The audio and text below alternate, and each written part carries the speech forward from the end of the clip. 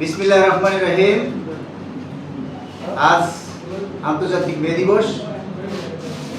এই মে দিবসে বাংলাদেশ জাতীয়তাবাদী দলের চেয়ারপারসন দেশনেত্রী বেগম খালেদা জিয়া এবং জাতীয়তাবাদী দলের ভারপ্রাপ্ত চেয়ারম্যান তারেক রহমানের পক্ষ থেকে এবং জাতীয়তাবাদী স্বেচ্ছাসেবক দলের সভাপতি এস.এম. জিলানী এবং সাধারণ সম্পাদক রাজীব হাসানের পক্ষ থেকে পুরো জাতিকে এই আন্তর্জাতিক মে দিবসের শুভেচ্ছা জানাচ্ছি।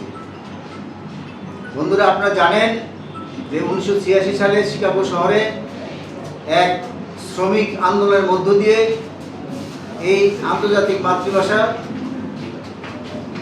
চলছে।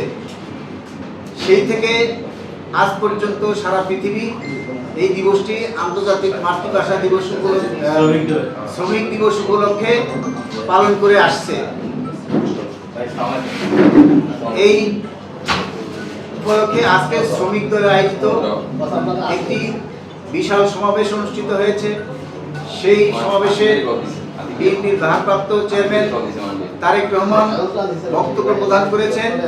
সেই বক্তব্যে উনি জাতির উদ্দেশ্যে পরিষ্কার করে বলেছেন যে জাতির বঞ্চিত মানুষের অধিকার রক্ষায় বিএনপি এবং শ্রমিক দল কাজ করে যাবে এবং আমাদেরকে এই শ্রমিকদের অধিকার আদায়ের লক্ষ্যে একটি নির্দেশনা প্রদান করেছেন।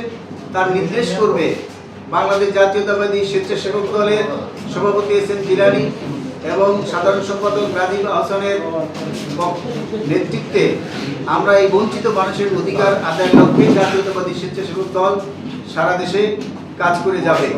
যতদিন পর্যন্ত না এই বঞ্চিত শ্রমিকদের অধিকার প্রতিষ্ঠিত হবে ততদিন পর্যন্ত বিএনপির ভারপ্রাপ্ত চেয়ারম্যান তারেক রহমানের নেতৃত্বে নির্দেশে আমরা রাজপথে থাকবো এবং অধিকার আদায়ের লক্ষ্যে কাজ করব। সবাইকে ধন্যবাদ।